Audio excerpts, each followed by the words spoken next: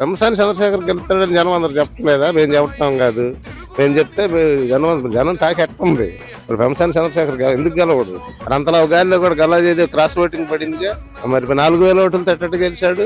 50,000 ఓట్లు cross voting పడ్డగా 6 నియోజకవర్గాలు గెలిచినాయి. ఒక నియోజకవర్గం గెలిచింది, ఒక గుంటూరు 2 గెలిచింది. అన్ని వాళ్ళే గెలిచారు కదా. మరి గల్లా జయదేవ్ ఎందుకు గెలిచాడు? అలాగే ఎంపీ మీద ఉన్న నమ్మకంతో అతను చేస్తాడనే ఇదితో విదేశాల నుంచి వచ్చారు కాబట్టి వాళ్ళు ఏదో ఒకటి కంపెనీలో అవి తీసుకొస్తారని చెప్తారు కాబట్టి అతనికి వేస్తారు. అంతే. ఈ చేత్తో 10 రూపాయలు ఇచ్చాడు, ఈ చేత్తో 100 రూపాయలు తీసుకున్నాడు. నూనె ప్యాకెట్ ఎంత ఉంది అప్పుడు? కందిపప్పు ఎంత ఉన్నాయి? అసలు రంజాన్ తాఫాలు ఈ పండుగలకి సామాన్యులు పండుగలు చేసుకోవాలిగా. పేదవాళ్ళు వాళ్ళందరూ ఉండేవాళ్ళు ఎందుకు చేసుకోవాలా? ఎందుకు ఇలా ఈ 4 సంవత్సరాల నుంచి ఉద్యోగస్తులు ఏరి ఎంతమంది నిరుద్యోగులు రోడ్డును పడ్డారు? సప్లై చేస్తున్నారు హోటల్లో. బిఏ చదివిన వాళ్ళు, ఇంకోటి చదివిన వాళ్ళు సప్లయర్ గాను నువ్వు వేరే పనికి వెళ్తున్నారు. దానికి ఏం చెప్తారు మరి? ఈ సంక్షేమ పథకాలు వెయ్యి. ఒక కాలంలో నీళ్లు వచ్చినాయా?